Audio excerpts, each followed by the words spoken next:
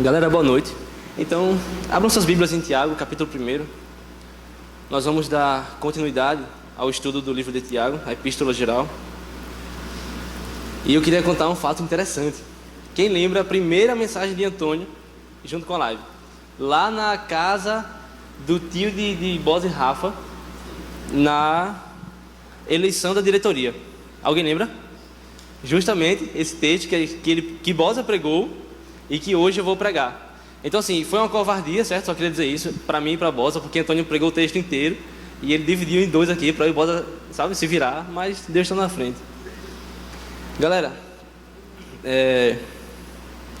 vamos orar. Eu queria orar antes de tudo, antes de começar, e pedir que o Senhor fale conosco.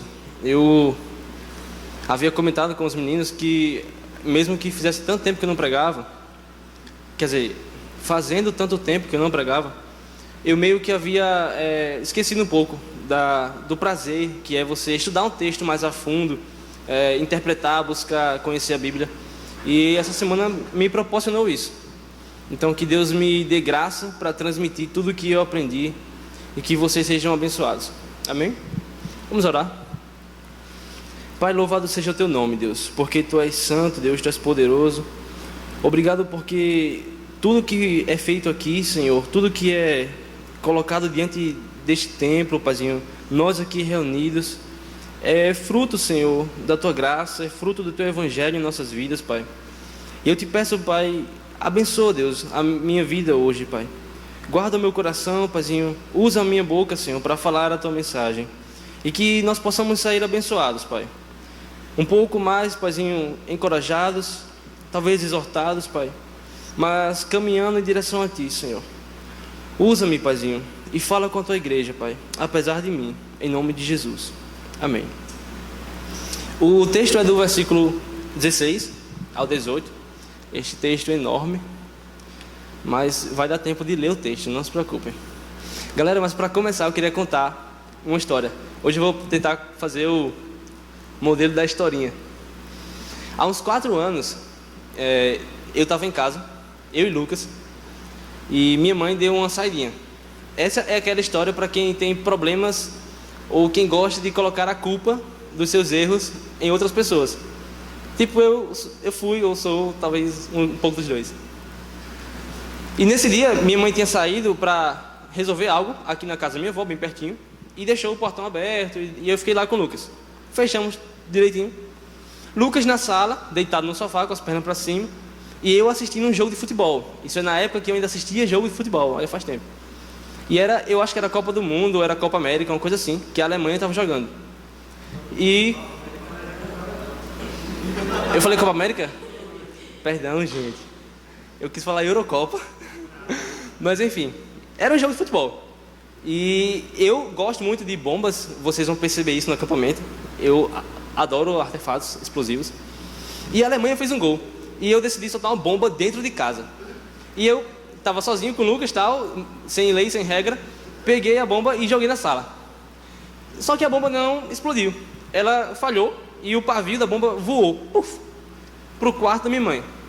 Eu ignorei. Por quê? Porque era um pavio, a bomba não era nem tão grande assim e tal. Enfim, voltei para o jogo. De repente eu senti um cheiro assim de coisa queimando. E eu pensei, deve ser o almoço. E aí deixei. E de repente a coisa ficou preta assim. Eu olhei para a porta e vi uma claridade imensa, vermelha.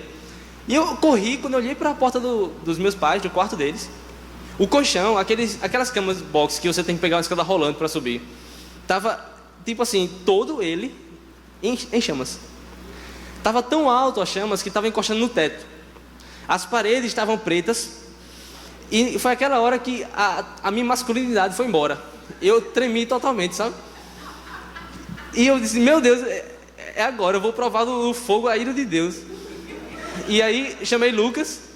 E aí, gente, esse aqui é o ápice da história. Lucas baixou o espírito de cerverídea ali de Chicago Fire.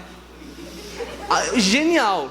Ele chegou e disse, eu vou resolver agora. Correu na cozinha, pegou uma panela que estava com água e arroz. Era para o nosso almoço.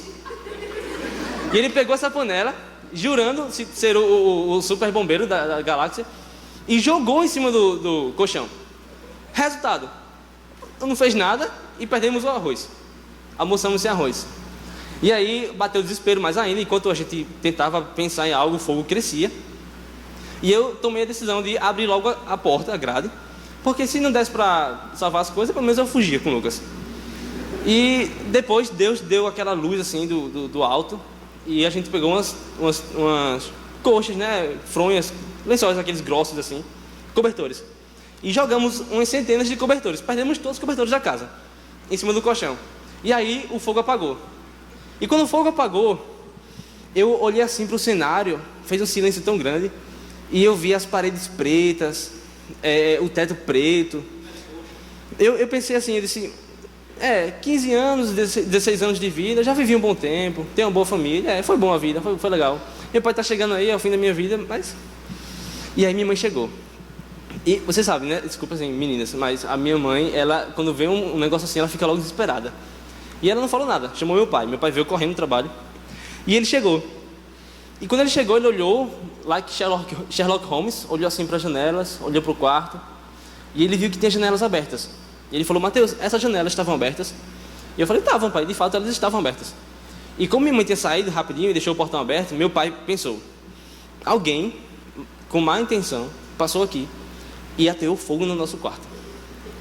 E como eu sou um cara entendido dos meus direitos, e eu sei que eu tenho o direito da não autoincriminação, eu não sou obrigado a constituir prova contra mim mesmo, eu consenti, em silêncio, e fiquei de boa. E um incendiário criminoso levou a culpa, ele nem existe. Resultado, 3 anos depois, eu contei aos meus pais, que havia sido eu, mas a pretensão punitiva familiar estava prescrita, ou seja, a raiva passou, e eu não sofri nada. Foi uma delícia, é uma história que serve de muita lição para mim, mas não imitem ela. Mas por que eu estou falando isso? Porque nesse momento, a carta que Tiago escreve, ela é direcionada para um povo que estava com alguns problemas. Primeiro, a carta de Tiago, ela possivelmente é a primeira carta neotestamentária, ela é dita como uma epístola geral. E por que epístola geral? Porque ela não foi endereçada a um povo específico, uma igreja específica, numa dada situação. Olha o primeiro versículo do texto. Tiago, servo de Deus e do Senhor Jesus Cristo, as 12 tribos da dispersação, ou 12 tribos dispersas, ou tribos dispersas. Saudações. Portanto, a igreja, neste primeiro momento, a carta foi escrita por volta de 50 a 55 depois de Cristo, ela era composta por judeus que se converteram a Cristo. A igreja, no primeiro momento, a igreja de Cristo, ela não tinha aquela expansão gentílica como temos hoje. Hoje a igreja é mais gentílica do que judaico-cristã. No entanto, naquela época, era maioria judeus convertidos a Cristo. Qual é o problema? O problema é que a perseguição religiosa disseminou a igreja. A igreja se afastou. Pessoas saíram de suas casas, cidades, e foram para outras cidades. E a igreja sofreu com isso. Por quê? Porque o discipulado, o acompanhamento na igreja ficou mais difícil. Perceba, nós estamos aqui reunidos toda sexta. Como seria continuar o Ministério da Live se nós tivéssemos que ir cada um para uma cidade diferente? Isso é complicado. Então a igreja nesse momento, ela padecia por falta de instrução em algumas questões. E Tiago começa a sua carta falando sobre distinções, separações, que a igreja não pode confundir e achar que são a mesma coisa. Por exemplo, tentação e provação. Bosa falou isso na pregação passada. Em linhas gerais, a provação, ela é enviada por Deus, para fortalecer a fé do cristão. Ela é enviada por Deus para tornar o cristão mais forte, mais apto à vida cristã. Tentação, ela não é enviada por Deus, é enviada por Satanás e por nossos maus desejos. E o objetivo dela não é nos fortalecer, é nos derrubar, é nos afastar de Cristo. Outras distinções que o próprio Tiago faz no começo do texto: separar a bondade de Deus e a nossa maldade. E ele usa isso, ele fala isso usando a tentação. Ele fala: Deus não tenta a ninguém e não pode ser tentado pelo mal. Olha que interessante, versículo 13. Quando tentado, ninguém deve dizer: sou tentado por Deus, pois Deus não pode ser tentado pelo mal, e a ninguém tenta. Portanto, galera, a lição que vai capitanear essa mensagem é que nossos pecados, as nossas culpas, nossas responsabilidades não devem ser postas sobre ninguém além de nós mesmos. O que eu fiz há alguns anos não é exemplo. A vida cristã deve ser uma vida de completa sinceridade diante de Deus. Por quê? Porque o cristão, ele já tem todos os motivos para não ser cristão. Você é um pecador. Você não teria que ser cristão. Deus não teria que salvar você, mas Deus quis. Deus amou. Deus escolheu nos salvar. Portanto, se ele já saiu de um estágio de maior degradação que nós estávamos, mortos, e hoje nos aceita, não há o que temer. A gente vai explicar isso mais à frente. Mas a ideia é trazer para vocês o conceito de que nós não podemos assumir, não podemos lançar sobre outros ou sobre Deus a culpa e a falha da nossa vida espiritual. Porque Deus não é mau. Deus não pode ser responsável por nossos pecados. Deus não pode ser responsável por nossas falhas, porque Ele não nos tentou. É a resposta que Tiago dá. E outra resposta Paulo dá em 1 Coríntios capítulo 10, verso 13. Eu vou ler para vocês não ficarem mudando tanto. Paulo fala o seguinte: não sobreveio a vocês tentação que não fosse comum a todos os homens, e Deus é fiel. Perceba, Ele não permitirá que vocês sejam tentados além do que podem suportar. Mas, quando forem tentados, Ele lhes providenciará um escape para que possam suportar. Vamos ler o texto, versículo 16. Meus amados irmãos, não vos enganeis. Toda boa dádiva e todo dom perfeito vem do alto e descem do Pai das luzes, em quem não há mudança nem sombra de variação.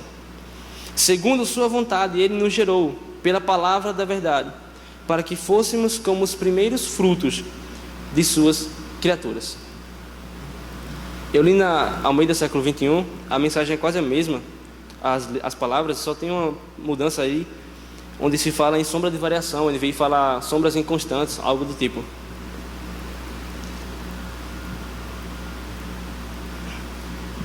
Primeiro versículo: portanto, não vos enganeis. Não vos enganeis com o quê? Com tudo isso que já foi dito, com toda essa questão da separação entre o meu pecado, a minha culpa, a minha maldade e a bondade e misericórdia de Deus, com a minha responsabilidade pelos meus pecados, com a tentação ou com a provação. Não vos enganeis. Deus não tenta ninguém. E a resposta de Tiago, ela já estaria completa por aqui. Tiago, ele já teria concluído bem a sua mensagem nesse tópico se ele parasse aqui, mas ele foi inteligente ao continuar. Bosa bem citou semana passada que o pecado, ele tem a capacidade de nos fazer, primeiro, pecar, e segundo, não reconhecer nossas falhas.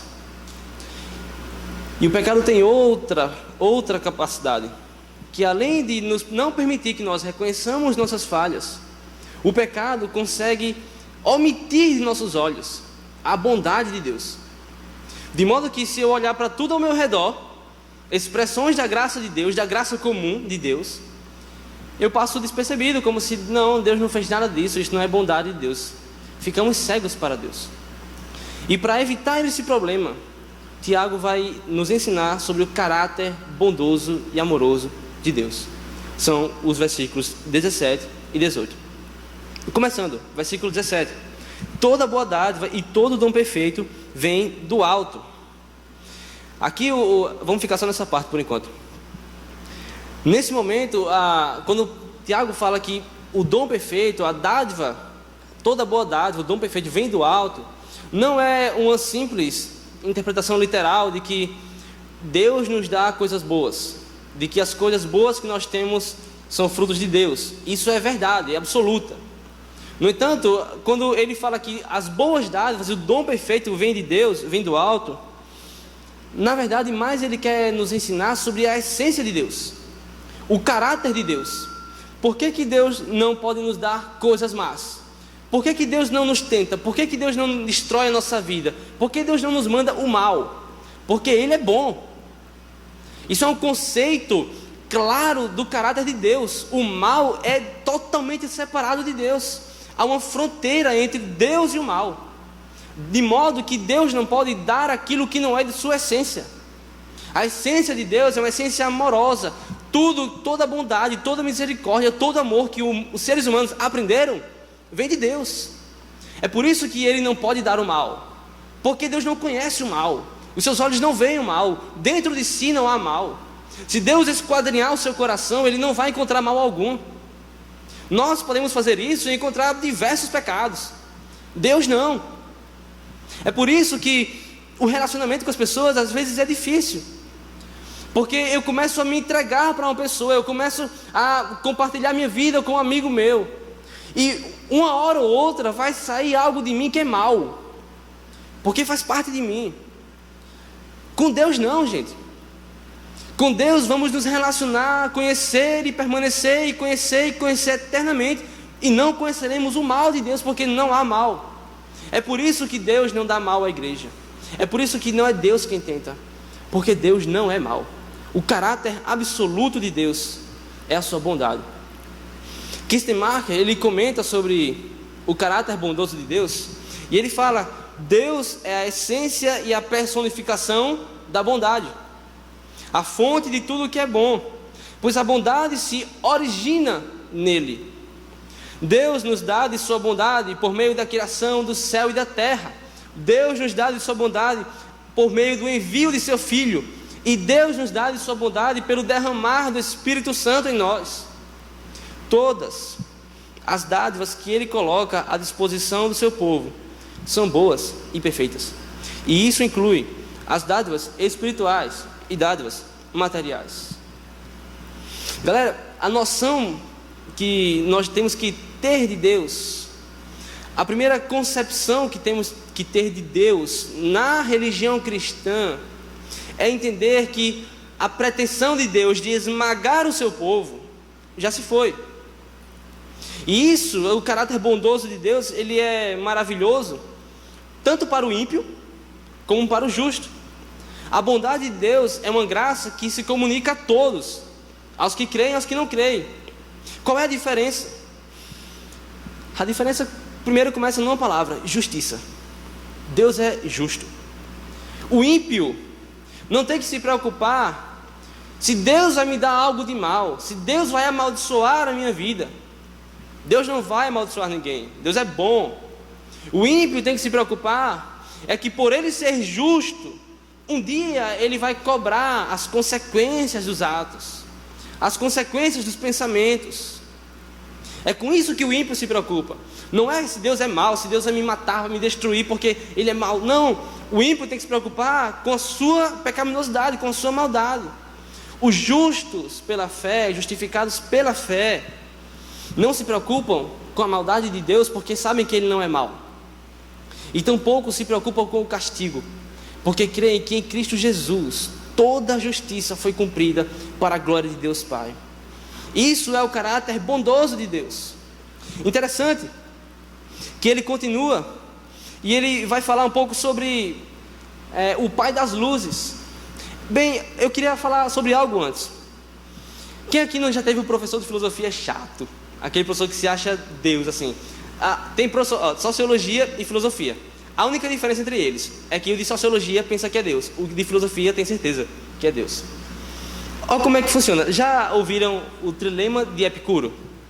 O trilema de Epicuro é o seguinte, Antônio vai lembrar por causa de Lex Luthor.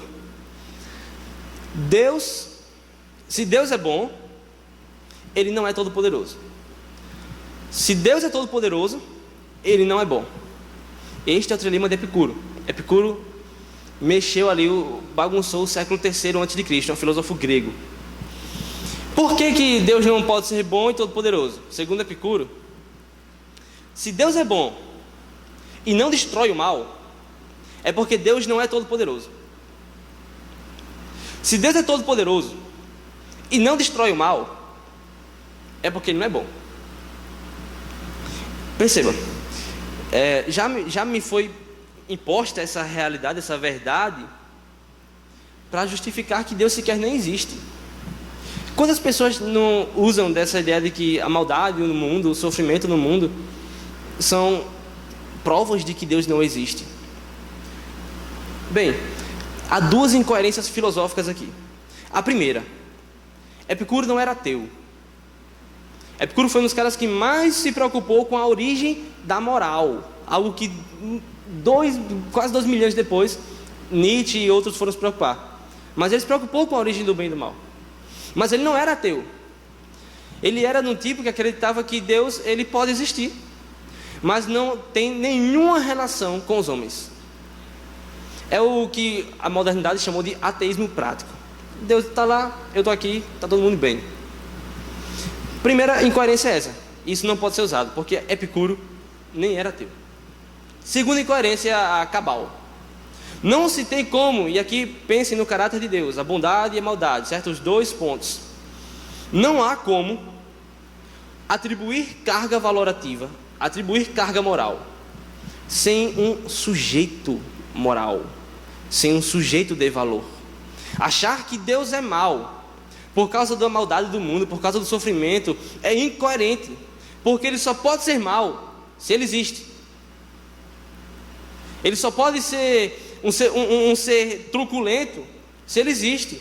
Ele só pode ser um ser que não se importa com ninguém se Ele existe. Então a primeira verdade que nós temos, independente da Bíblia revelar isso, a Bíblia não tem preocupação nenhuma em revelar que Deus existe. Ela parte do pressuposto que Deus existe.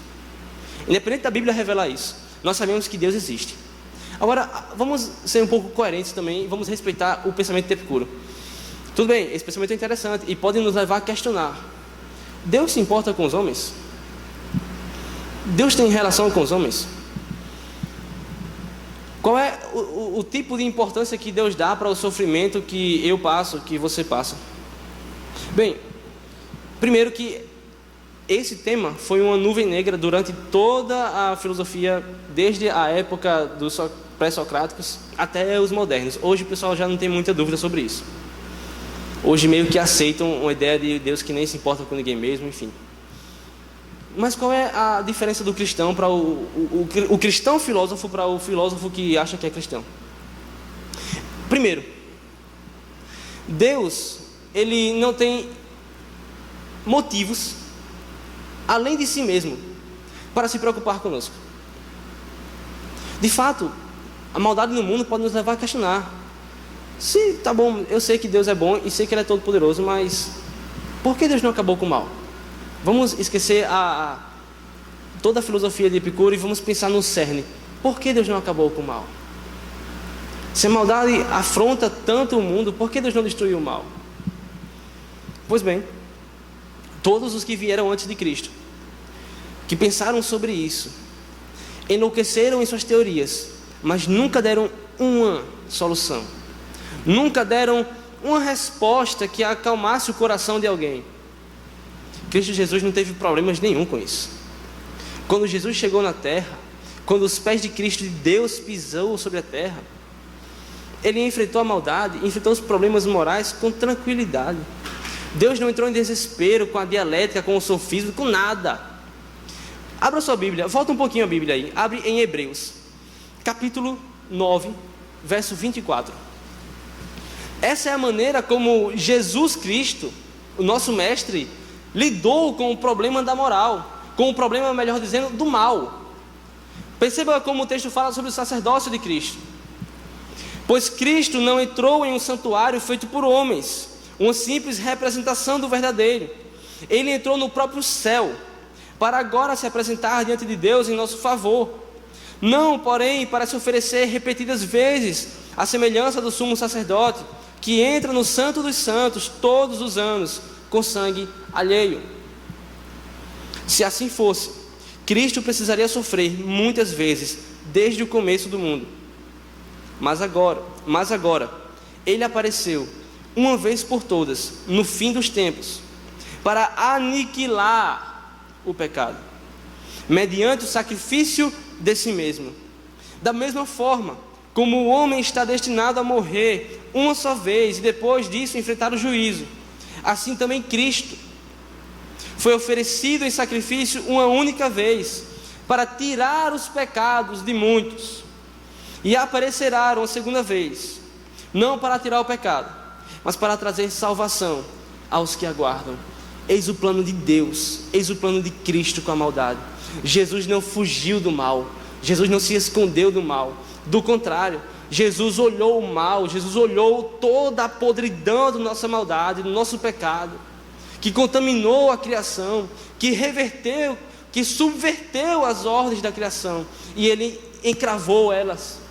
Deus encravou nossos pecados, a maldade do homem Ele encravou em si mesmo, e se sacrificou. Deus enfrentou o mal, Deus não pensou sobre o mal, Deus não ficou filosofando sobre o mal. Jesus Cristo enfrentou o mal, e na cruz do Calvário Ele assumiu-se como sacrifício por nós. Ele morreu para aniquilar a maldade humana. Eis o plano de Deus, minha gente. Eis a vontade de Deus para com o mal: aniquilar o mal diante dos olhos de todos os homens, para que todos saibam que Ele é bom. Todos que foram à cruz na história mereceram estar na cruz, eram os piores homens da sociedade. Cristo era o único que não merecia estar lá, mas foi o único que caminhou corajosamente até a cruz. E Ele voltará, e quando Ele voltar, Ele virá de uma vez por todas consumar o seu plano, extinguir por vez o mal e o pecado da humanidade. Os que creram em seu nome, os que confiaram nele, serão salvos, guardados com Deus em segurança. E aqueles que rejeitaram o Filho de Deus terão que conviver eternamente com a sua maldade. Eis o caráter bondoso e eis o plano misericordioso de Deus para com o mal. Amém, gente?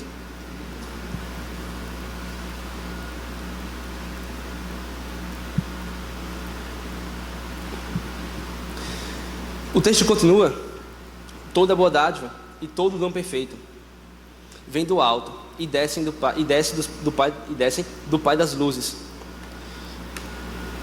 em quem não há mudança nem sombra de variação.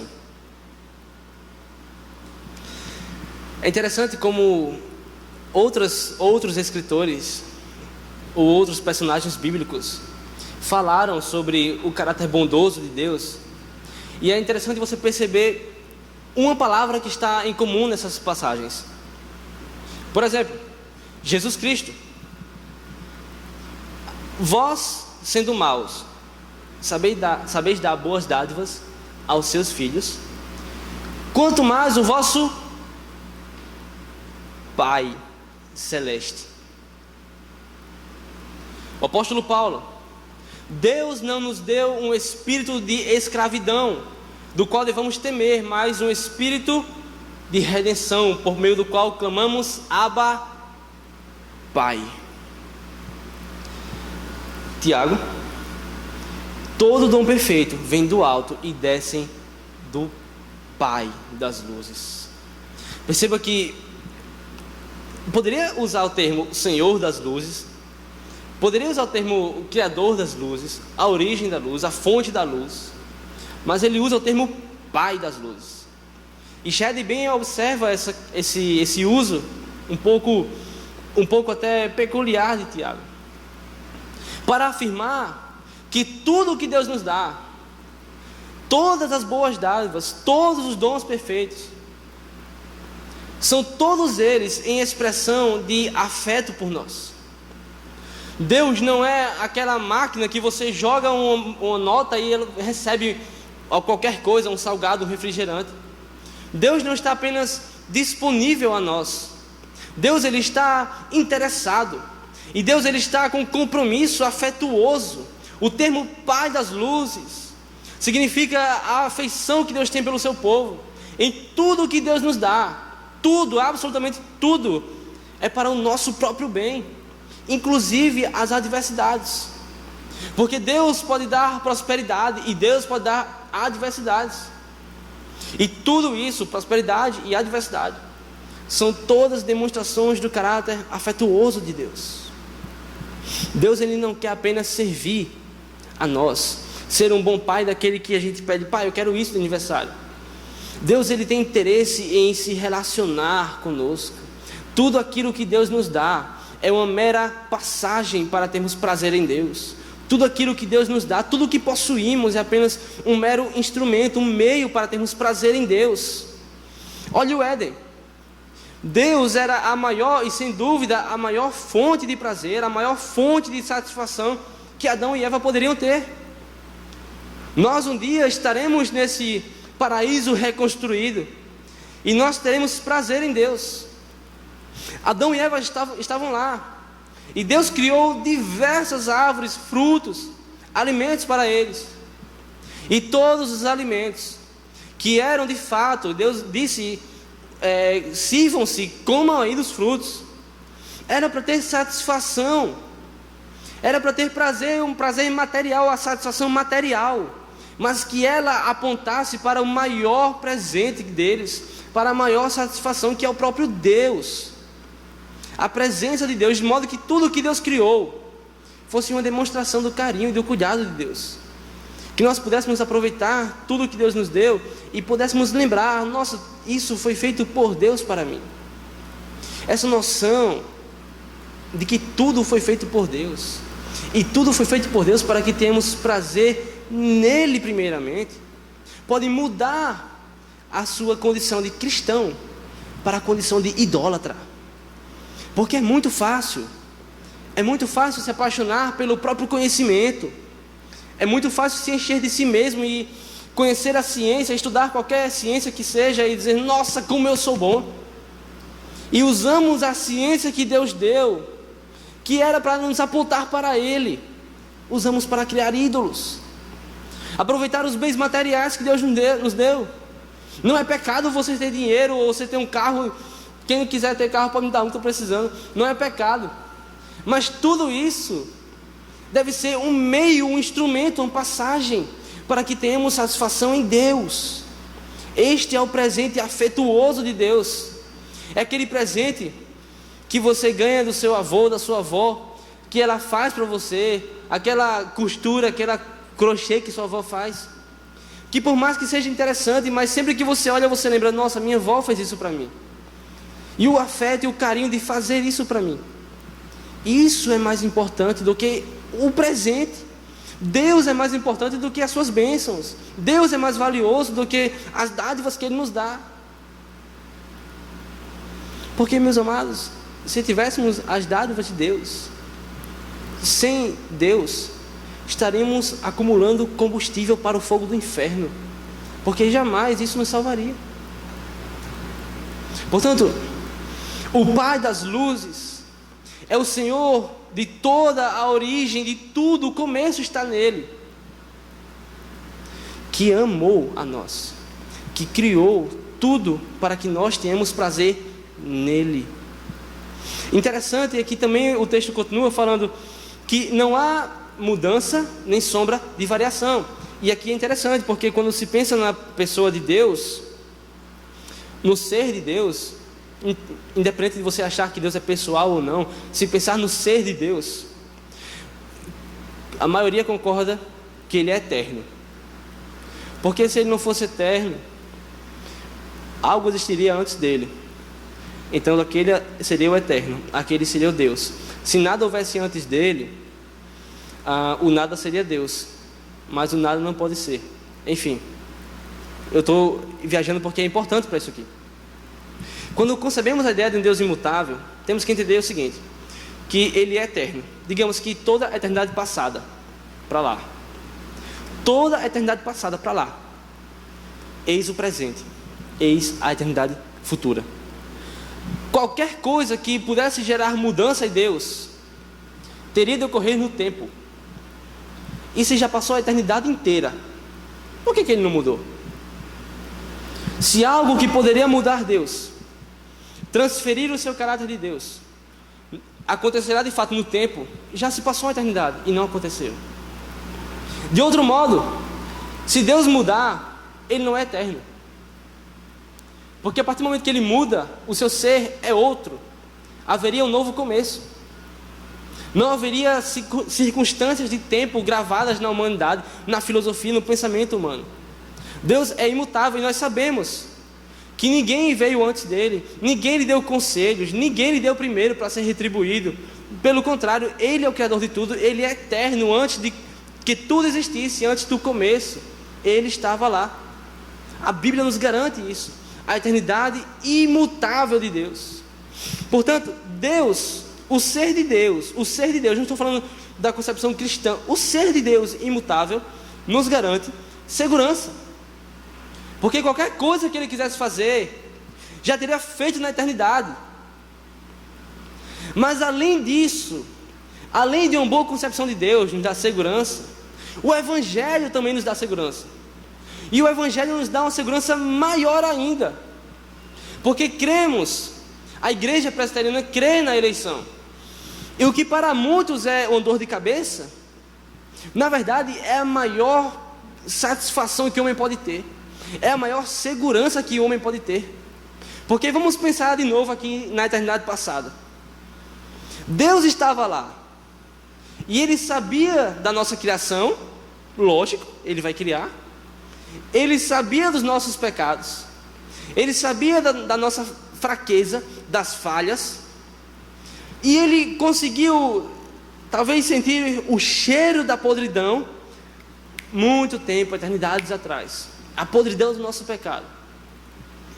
Ter na consciência de Deus que Ele criaria homens que iriam desafiar a sua honra, homens que iriam desafiar a sua própria existência, e ainda assim Ele criou. Deus, percebam isso, Deus, Ele nos criou sabendo que nós pecaríamos. E o Evangelho traz uma notícia mais interessante ainda. Deus, Ele nos amou, e desde a eternidade passada nos escolheu para sermos seus filhos, mesmo conhecendo nossos pecados. O apóstolo Paulo escreve: mas Deus demonstra o seu amor por nós. Cristo morreu em nosso favor quando éramos ainda pecadores. Como agora, perceba, eis a questão do Evangelho, eis a segurança do Evangelho. Como agora, justificados por seu sangue, muito mais ainda seremos salvos da ira de Deus por meio dele. Se quando éramos inimigos de Deus, fomos reconciliados com Ele mediante a morte de seu Filho, quanto mais agora, tendo sido reconciliados, seremos salvos pela sua vida. Eis o poder do Evangelho. Deus já teve na eternidade passada todos os motivos para nos condenar, para justamente nos condenar, para com justiça e equidade plena e perfeita nos condenar. E Ele não fez, Ele nos amou.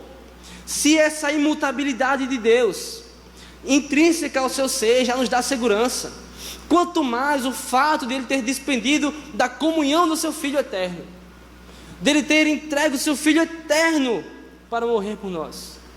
Se Ele nos viu na eternidade passada podres, ainda assim nos amou de tal maneira que entregou o seu único Filho.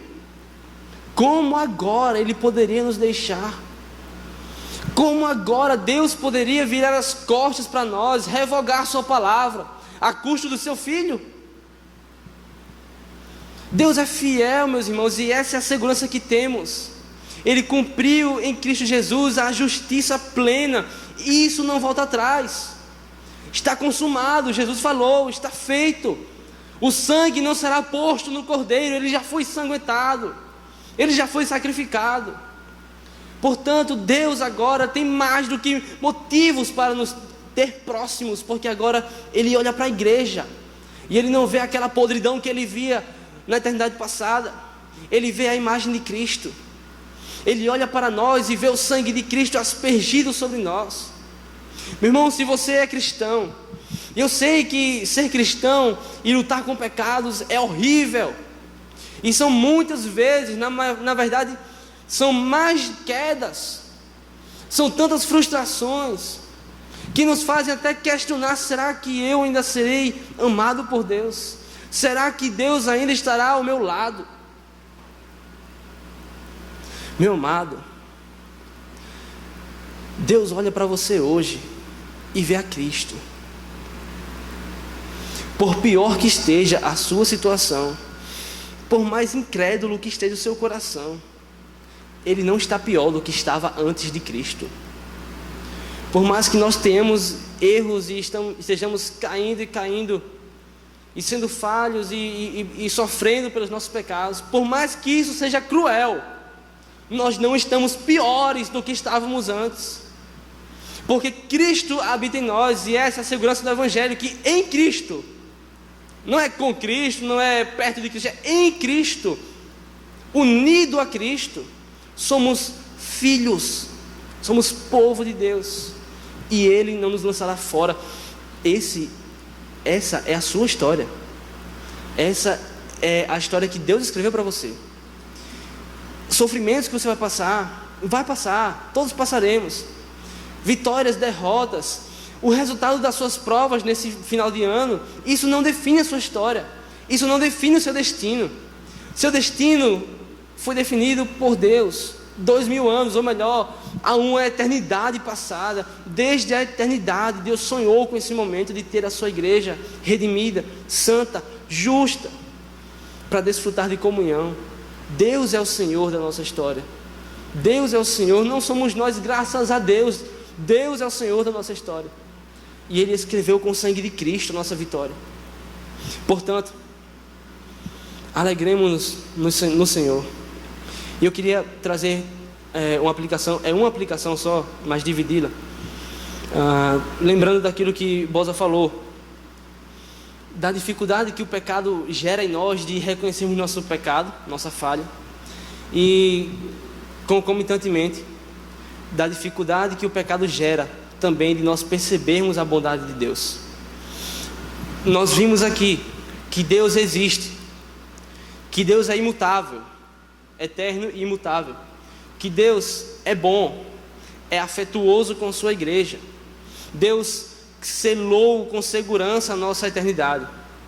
E agora eu quero ajudar você a transformar toda essa bela história em realidade, trazendo aplicações para a sua vida, modos de observar a vida de jeito assim, sabe, cristão, digno daquele que foi alcançado pelo Evangelho. Algumas dádivas que você não pode deixar de perceber na sua vida. A primeira delas é a igreja.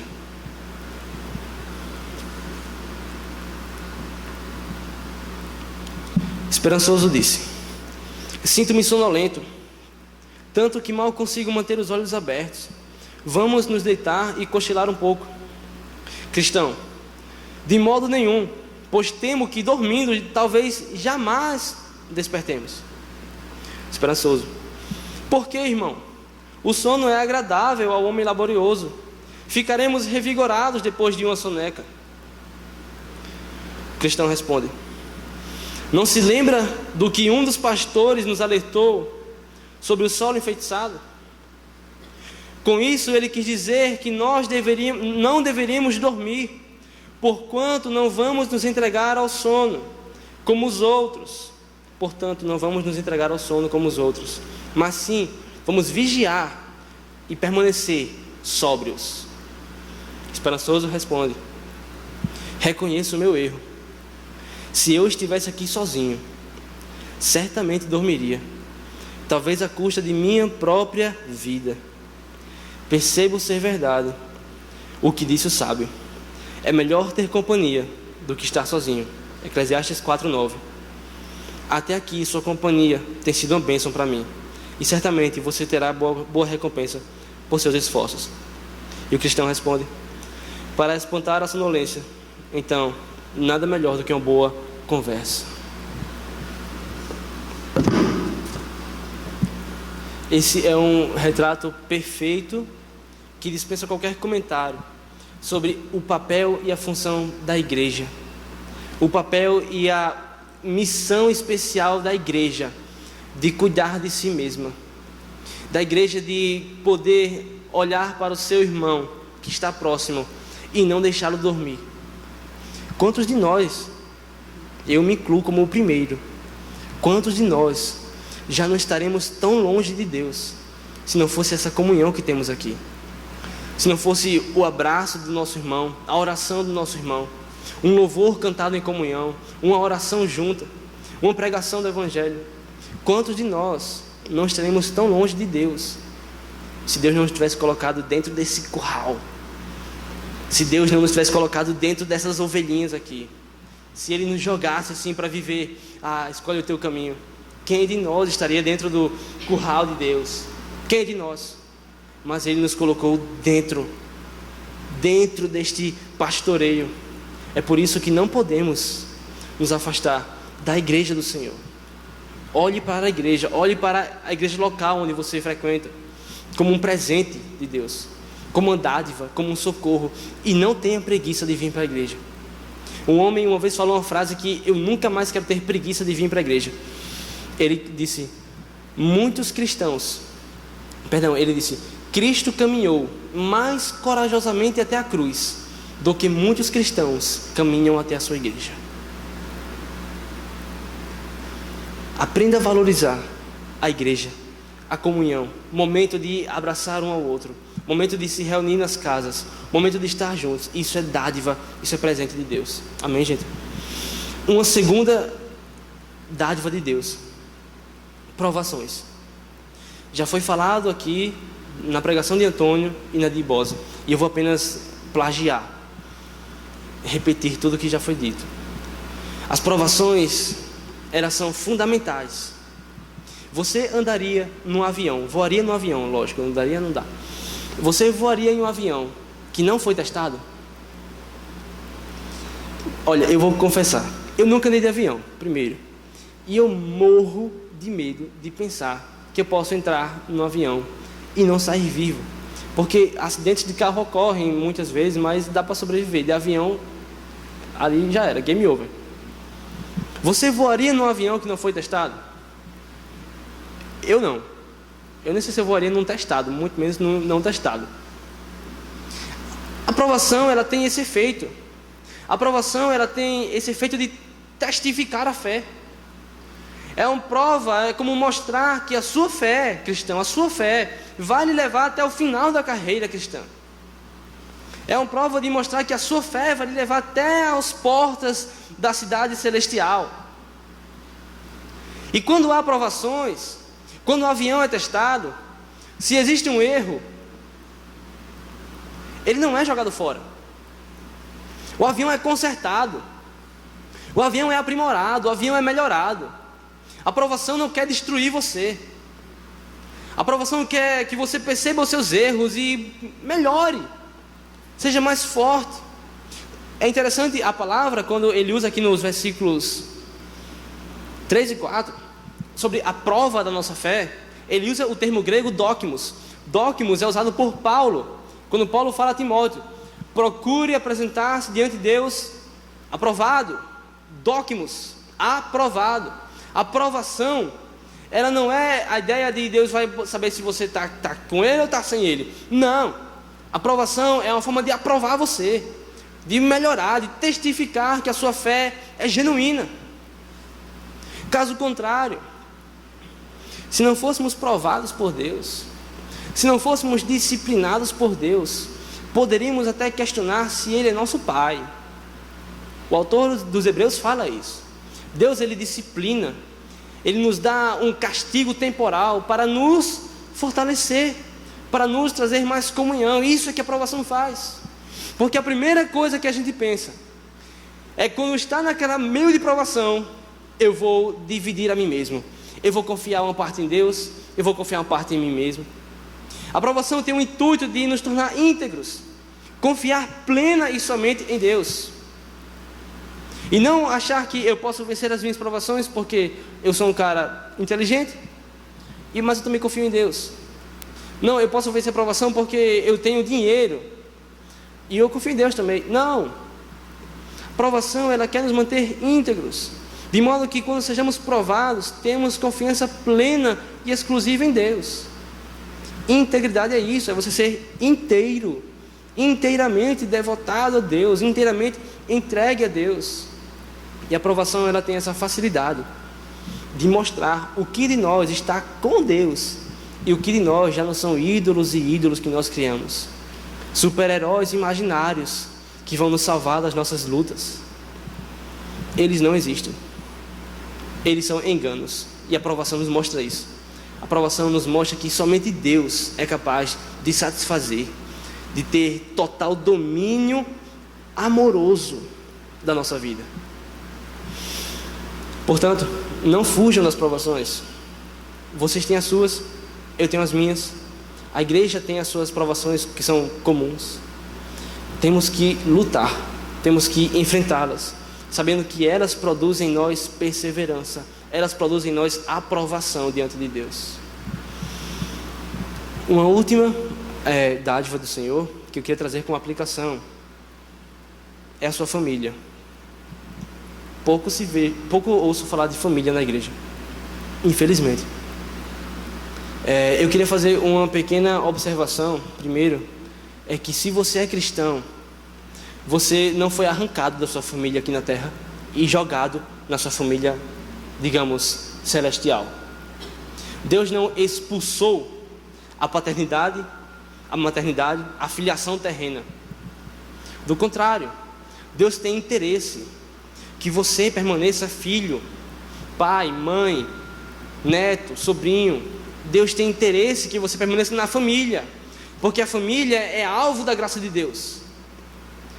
Deus quer restaurar a família e Ele não vai criar métodos absurdos. O instrumento de redenção de Deus são os seus filhos. Os cristãos são embaixadores. O embaixador é aquela figura de um diplomata que quando o presidente não pode ir, que quando o chefe de estado não pode ir, tem um embaixador. O embaixador representa uma autoridade. Nós representamos a Cristo primeiro em nossa casa. Portanto, pare para pensar.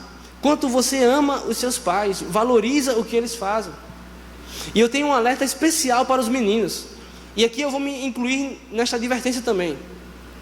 Nós que começamos a criar essa ideia de protetor do lar, de protetor, de o cara que vai manter a família em segurança. Por exemplo, a maioria dos meninos aqui tem irmãs. Lucas, o que você seria capaz de fazer, velho, se alguém fizesse mal a Rebeca? Não, vamos mudar a pergunta. O que você não seria capaz de fazer se alguém fizesse mal a Rebeca? Não precisa nem responder. E aí, Bosa? Rafa, sua mãe, Alana, Aline, e aí? O que nós não seríamos capazes de fazer por essas pessoas da nossa família? Pare e pense. Laurinha, Caio, o que você não seria capaz de fazer para proteger ela? Quando minha mãe estava grávida, com 6 meses, ela quase perdeu a gravidez. E a gente chorou muito, eu e Lucas, porque a gente já amava a Rebeca. E agora, tendo conhecido ela, tendo convivido com ela, o que nós não faríamos para proteger a nossa irmãzinha? Isso se aplica à nossa mãe, ao nosso pai, ao nosso irmão. O que nós não seríamos capazes de fazer para proteger nossa família? Agora pense nesse valor e coloque no lado de uma bandeja aqui. Pense em todo esse valor, esse peso de valor que a sua família tem. E coloque aqui. Agora observe o modo como você trata a Rebeca, o modo como você trata a Rafa, o modo como você trata a Alana, a Aline, o modo como você trata a Laurinha, o modo como eu trato minha mãe, o modo como nós tratamos essas pessoas que dizemos que amamos. Essas pessoas têm valor para nós. Todos aqui concordaram com o silêncio. Tem valor. Mas este valor que vocês têm à família, que nós temos à nossa família, ele é equilibrado, ele é compatível com o modo como tratamos essas pessoas. O amor deixou de ser algo subjetivo. O amor deixou de ser algo apenas expressionista. Ele passou a ser algo concreto. E se essas pessoas têm valor, ame-as. Demonstre isso com amor no dia a dia. Com sua mãe, Vinícius, com sua irmã, com G, com Manu, Vitor. As meninas com suas mães, com seus pais e irmãos. Porque se essa balança estiver desequilibrada, há algo de errado em nós. Ou estamos mentindo sobre o valor que dizemos que elas têm, ou não entendemos o Evangelho que nos manda amar. Portanto, galera, olhem para a família como um presente de Deus. Perceba que você seria bem diferente sem ela, e passe a valorizar. Não rejeite um abraço, um beijo na sua família. Não rejeite. E uma última, eu falei que aquela era a última, mas a última é a nossa própria saúde. A vida, ela é... Eu estou falando umas coisas que parecem ter nada a ver com nada, mas isso é importante. A vida é o centro de tudo que Deus criou. O plano de Deus é o quê? Nos dá vida eterna. A vida. E isso se expressa temporalmente através da nossa vida física, nossa saúde. Portanto, seja grato a Deus pela saúde que você tem e cuide dela. Eu brinco muito com os meninos que, com exceção do cheddar e do bacon, eu amo cuidar da minha saúde, porque o cheddar e o bacon estão num patamar celestial. Mas fora eles, temos que ter gratidão a Deus. Eu nunca falei sobre isso aqui, nem gosto de falar sobre isso, mas quando eu tinha 8 anos, eu ouvi o médico dizer para os meus pais, eu estava deitado numa maca, e eu ouvi os médicos dizendo: Mateus só tem 6 meses de vida. Isso destruiu o meu coração. Eu não lembro de muita coisa da minha vida passada de criança, não, mas e essa fase que eu fiquei com a bactéria, eu me lembro todos os dias. E foi uma das coisas mais terríveis que eu ouvi. Mateus só tem 6 meses de vida. E a gente assiste filmes de galera que tem 1 ano de vida, 6 meses de vida, e vão para Paris, vão para Amsterdã, fazem todas as viagens possíveis. Eu estava sem conseguir comer. Comi por canudo por 3 meses. E ouvindo que minha morte chegaria daqui a 3 meses e contando os dias. Foi terrível, horrível. E hoje eu sei o valor de termos a nossa saúde. Porque sem isso, nós não poderíamos evangelizar. Nós não poderíamos estudar. Não poderíamos abraçar nosso irmão. Isso é dádiva. Isso é presente de Deus também. Não percam, por favor, gente. Nós todos não percamos a percepção do carinho e do cuidado de Deus com toda a boa dádiva que Ele nos dá. Amém, gente? O próximo versículo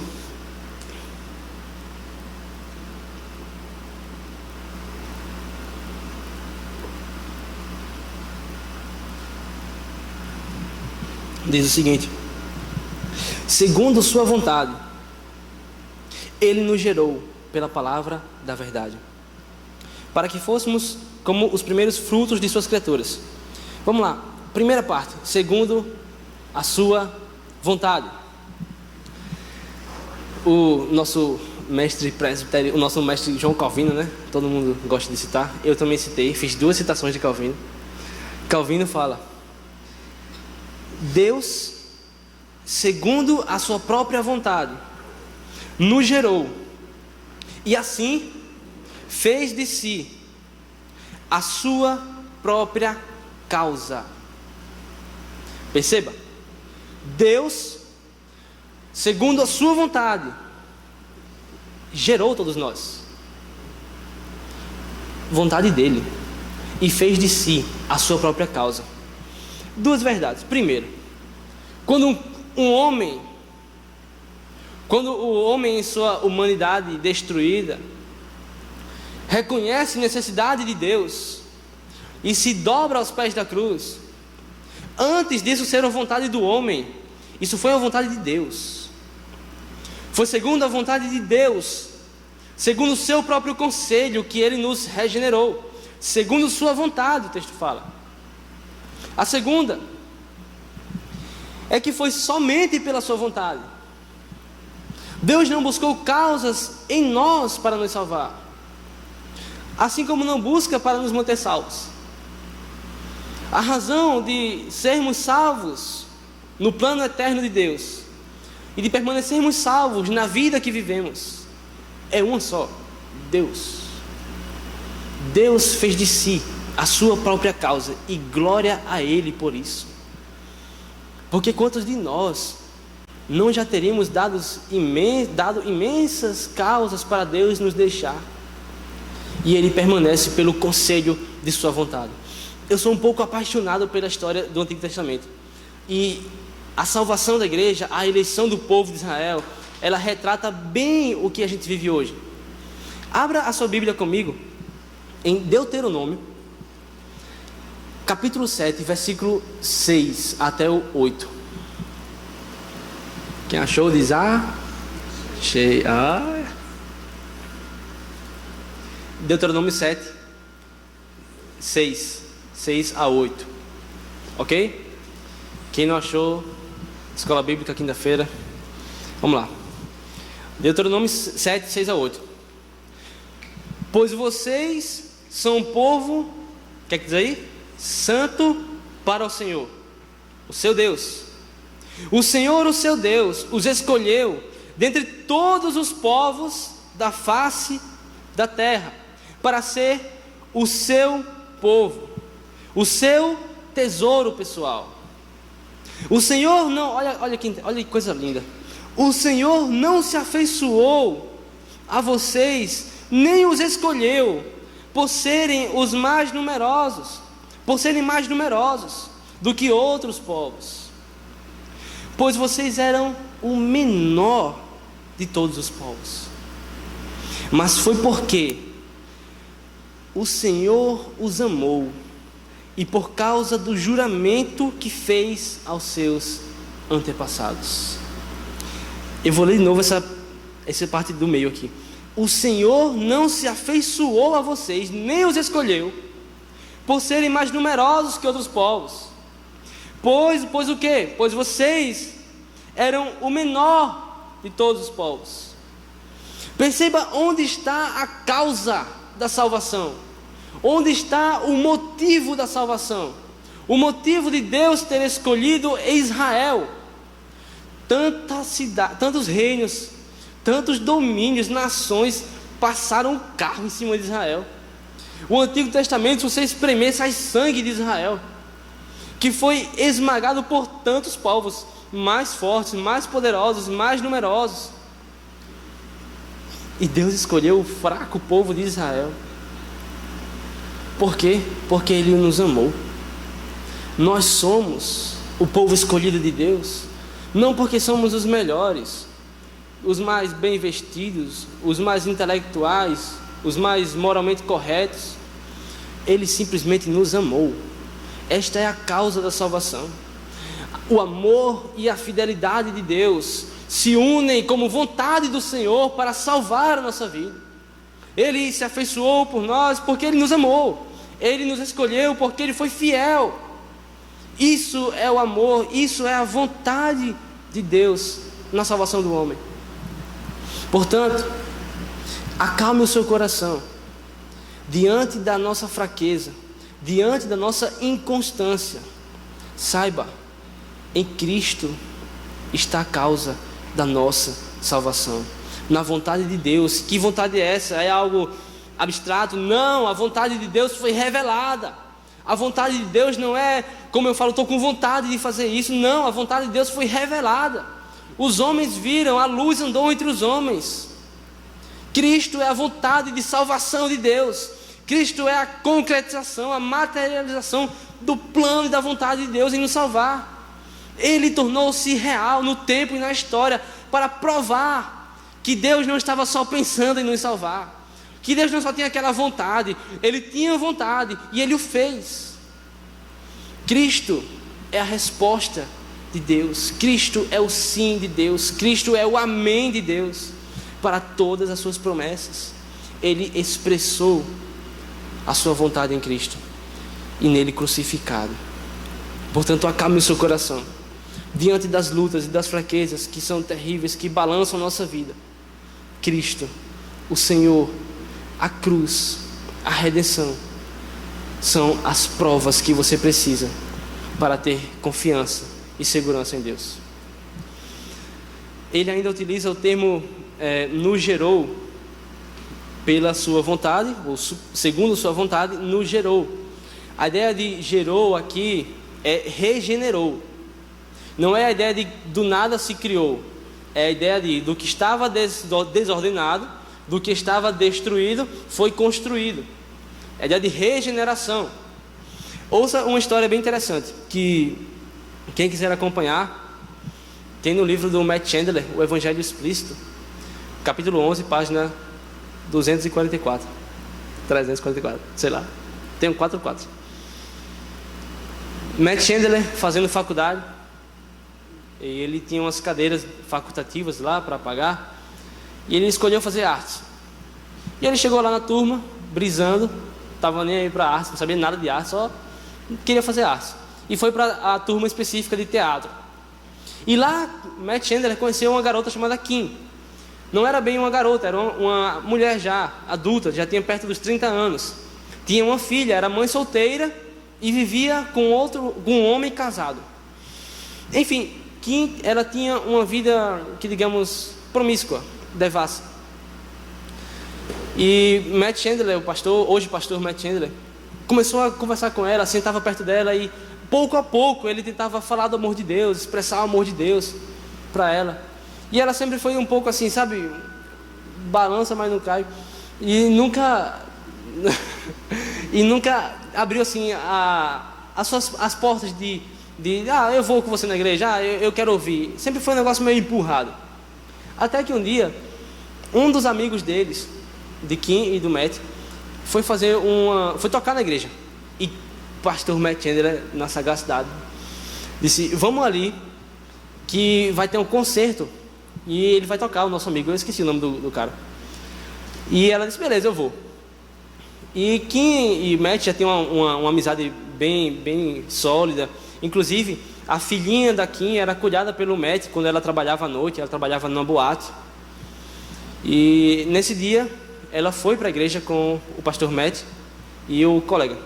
E logo acabou lá a música, tipo louvor da PBE, e acaba, e Renan passa 3 horas pregando, naquele modelo. E todo mundo sentou. E começou o pastor a pregar. Tá. E o pastor era visitante. E o pastor começou a falar: como é que você pode viver num mundo imoral como este? Como é que você pode praticar atos sexuais fora do seu casamento? Como é que você pode viver em adultério? E começou a descer o pau assim, quebrar tudo o conceito moral, e começou a acabar com as pessoas que vivem nessa situação. E pegou uma flor, uma rosa, e deu aquela cafungada, cheirou a rosa, disse: olha, que rosa bela, aroma agradável, o seu toque é macio, sintam aí a rosa. E passou para os irmãos da fileira. Enquanto ele pregava, ou melhor, enquanto ele aterrorizava a igreja, a rosa ia passando. E a rosa passou por todos e chegou de volta no pastor. E quando a rosa chegou de volta, estava só o projeto, toda amassada, já não tinha mais o seu aroma natural. E ele pegou a rosa, o pastor, e disse: ninguém agora quer essa rosa. Lição da história: não seja uma rosa suja. Matt, ele conta no livro que ficou assim, sem reação, quase que entrando em colapso. Kim, obviamente, foi para casa em silêncio, não conversou com ele, passou a semana na faculdade sem conversar com ele, e faltou a semana seguinte, e faltou a outra semana, 2 semanas seguidas. E que o pastor Matt ligava para ela e ela não conseguia resposta, dava caixa de mensagens. Até que um dia, a mãe de Kim ligou para o pastor Matt e disse: Matt, Kim sofreu um acidente de carro. Ela caiu de um carro em movimento a 140 km por hora. E ela está em estado grave. Está aqui no hospital tal, que era em frente à universidade. Ele saiu correndo. O acidente foi grave, mas não foi tão grave a lesão que ela sofreu na cabeça. Não foi tão grave a ponto dela não poder reagir, falar e conversar. E assim que ele chegou no quarto, assim que ele olhou para Kim, e a Kim olhou para ele, a primeira coisa que ela falou foi: Matt, eu sou uma rosa suja? O pastor Matt disse que o coração dele, ele sentiu o coração dele afundando naquele momento. Afundando de tristeza. Mas ele conta no seu livro que naquele momento ele contou o evangelho para ela e disse a ela: Jesus Cristo quer a rosa suja. Jesus Cristo ainda ama a rosa suja. Meus amados, isso é regeneração.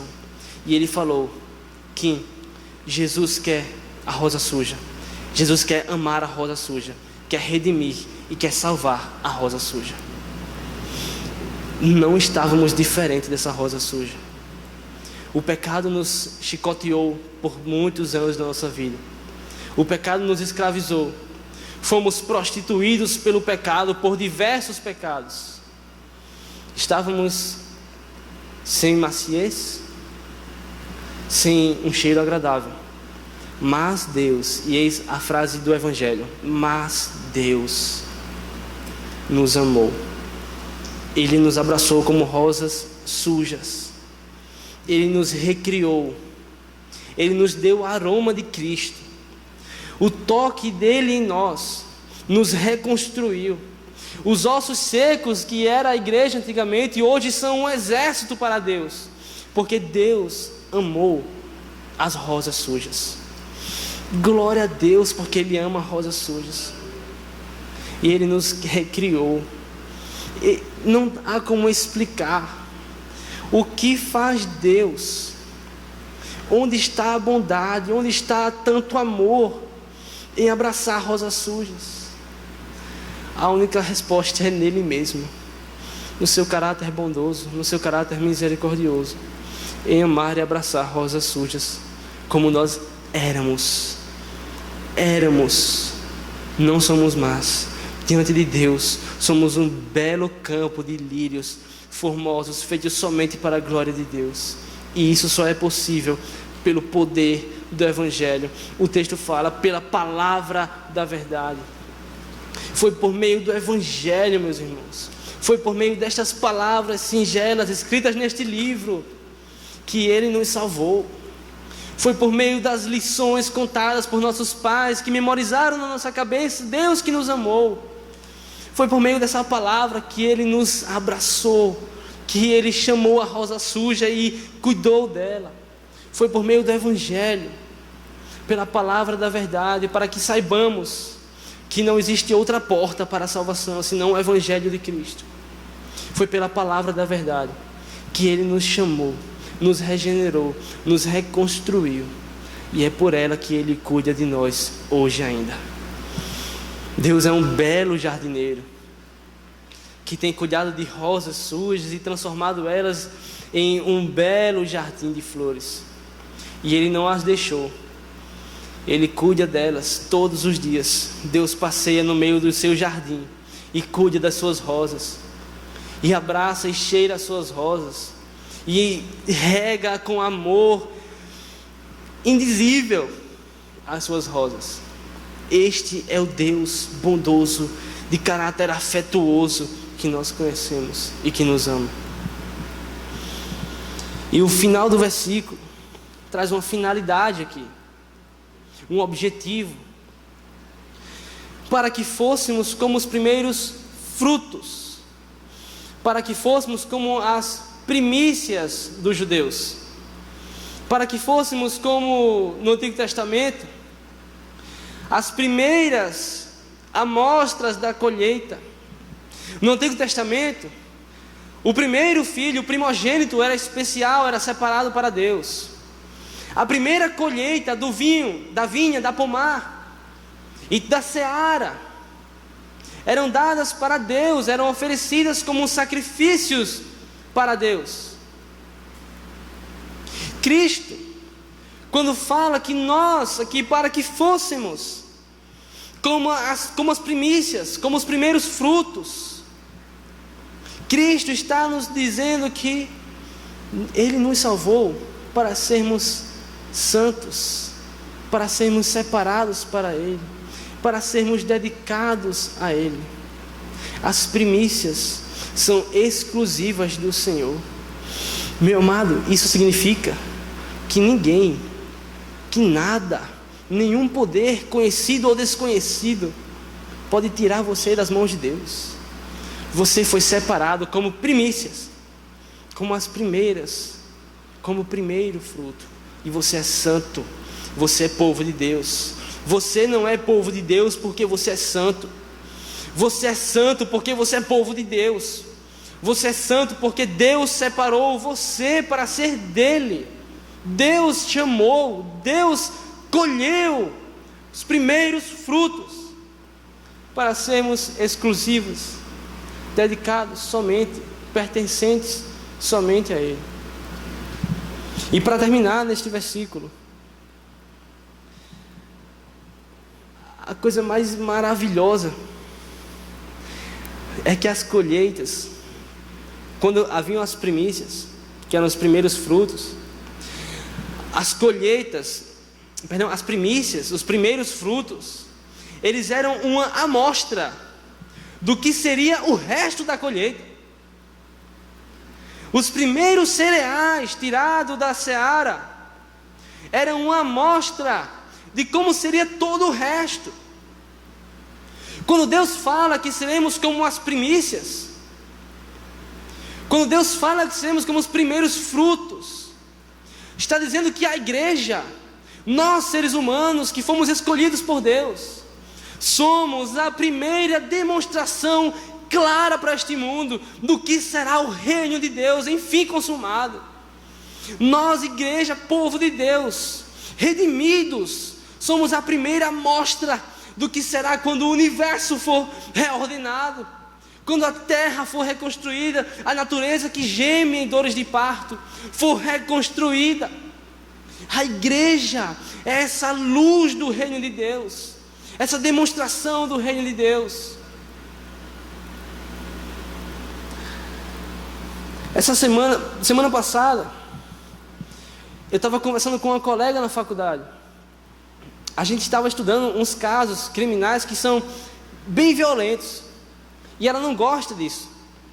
E ela perguntou para mim: Mateus, como é que você tem estômago para isso? Como é que você quer aguentar tudo isso? Eu já estou concluindo. Como é que você quer conseguir, como é que você quer viver a sua vida inteira trabalhando com isso?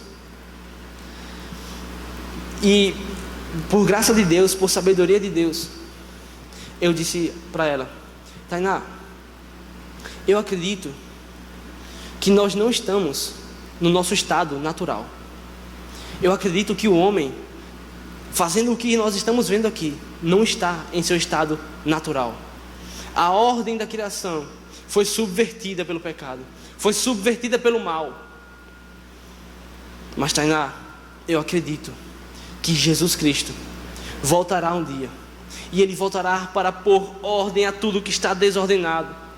Ele voltará para colocar equidade, equilíbrio em toda a desordem que o pecado causou. E é por isso, é por causa de Cristo, que nós podemos lutar por mais justiça fiscal, porque o nosso Senhor, quando vier, vai punir os injustos que esmagam a sociedade. O único tributo que daremos por toda a eternidade é glória, glória e glória a Deus. É por isso que vale a pena lutar contra o crime, porque o Senhor da justiça reinará, o Rei justo voltará e punirá todos os homens por seus males. É por isso que vale a pena lutar pela saúde das pessoas, lutar contra doenças e epidemias, porque o nosso Senhor voltará um dia e enxugará as lágrimas dos que estão enfermos, sarará suas feridas. É por isso que vale a pena gostar de artes, num mundo tão pervertido, num mundo tão arruinado, porque um dia veremos a beleza em pessoa. A origem, a fonte de toda a beleza estará diante de nós na pessoa de Cristo.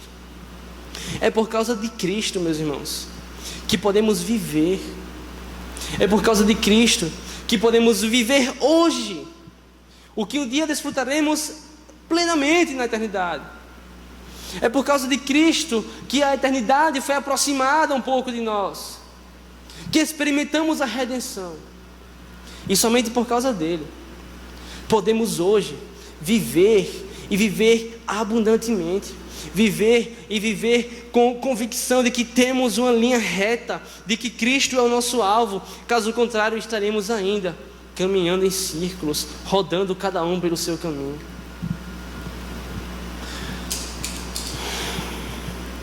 Se você teve problemas como eu,